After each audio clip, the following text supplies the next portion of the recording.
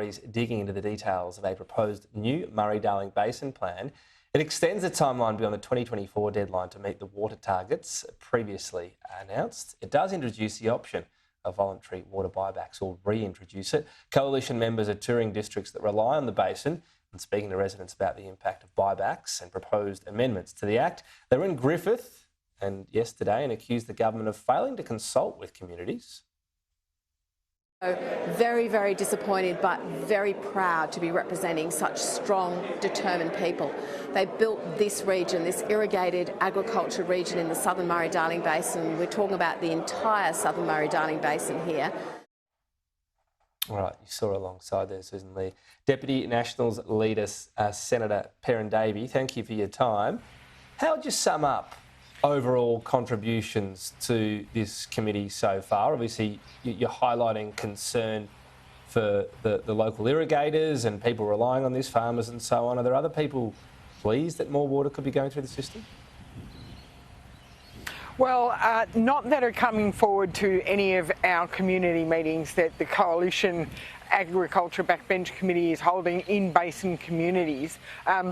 Of course, I am participating in the Senate Standing Committee on the Environment's inquiry into the Water Act amendments, but that committee has decided that it will not travel to basin communities, that it will only do public hearings in Canberra. But interestingly, we've already had to that committee over 120 submissions with several requests for extensions to timelines and a significant level of interest. So I think it is remiss of that committee to choose not to come to basin communities. I'm very grateful to my coalition colleagues for coming out to the basin.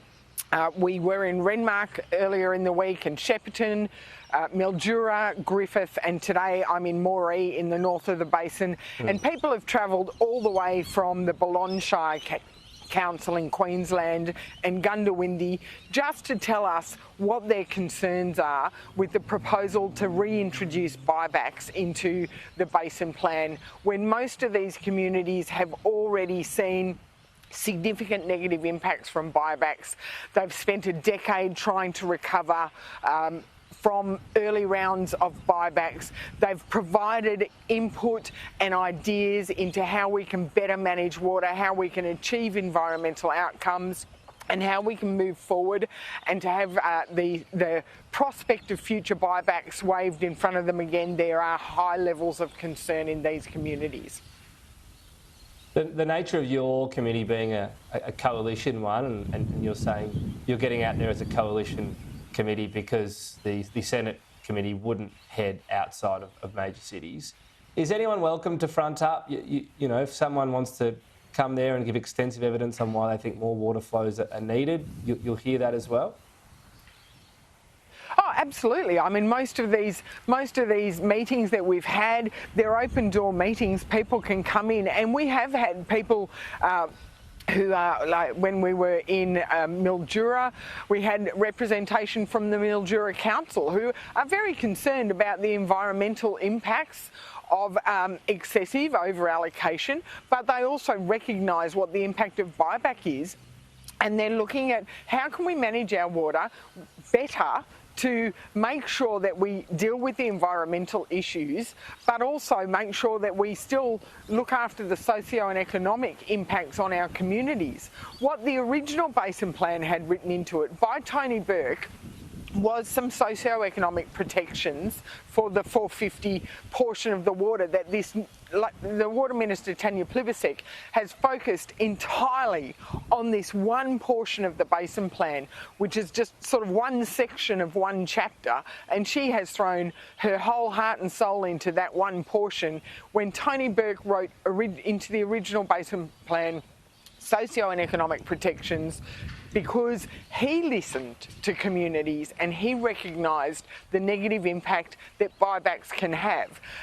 Why we're stepping away from that original basin plan, stepping away from what was bipartisan support, to pursue a number on a page and ignoring the very significant ideas that have been put forward by communities throughout the basin for improved management, for fish passage, for fish-friendly farms, and making farmers install fish screens onto their pumps so that we can ensure we don't have a negative impact on our native fish, for dealing with carp, for dealing with cold water pollution, and for better targeting our environmental watering efforts to ensure we've got those drought refuges, and to ensure, you know, when we can do bird breeding and fish breeding events, the water gets to where it's going to have the most impact.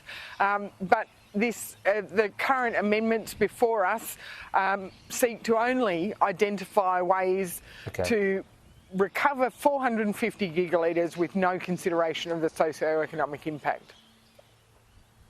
Interested in your thoughts on migration. We had the announcement yesterday from the government on crackdown of exploitation of visas and so on, which I don't think anyone's really going to disagree with, better policing the laws we have in place. What do you think, though, of the bigger issue, migration overall, the numbers coming into the country? The settings are very high right now because of so-called COVID catch-up, but do we have the infrastructure and housing to deal with catch-up of having, permanent migration at something like 450,000 instead of the normal level of 190,000? Well, and this is the thing that really needs to be addressed. I mean, I agree. Some of the findings in the Nixon report are quite reprehensible.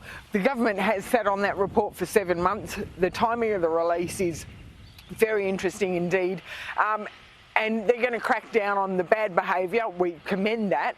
But what are they doing with the increased migration numbers to house these people? How are we dealing with that?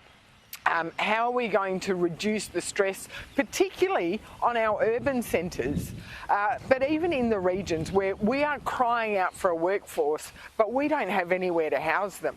We've got no firm plans. Just on that. We've heard the... Sorry to jump in, but just on that, because one of the coalition's approaches was the number of people coming into the country is not so much the problem, but it's where they're dispersing, and they always head to the big cities. COVID saw a lot of people move out anyway to these big cities. We've seen sort of migration, internal migration head that way. Do you believe we're in a position where actually, even though regions need the workers, they're not ready for large numbers of people that actually resettle in the regions? Is that old sort of sum broken because of COVID? Well, there is definitely housing shortages right across the regions, and we've heard a lot from this government about their housing package, but not a lot about where they're going to put the houses or how they're actually going to affect it and not exacerbate inflationary pressures.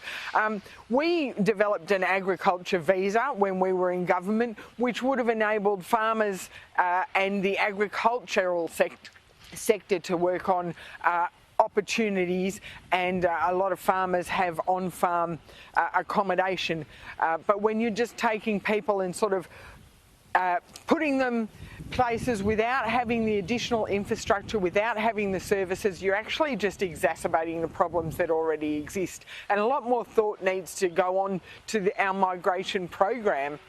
Where are they needed? What skills are needed, and how can we make sure that the people who come to our country have the services that they require?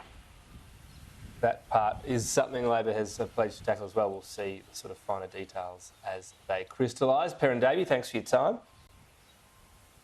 Thank you very much. Good to talk to you.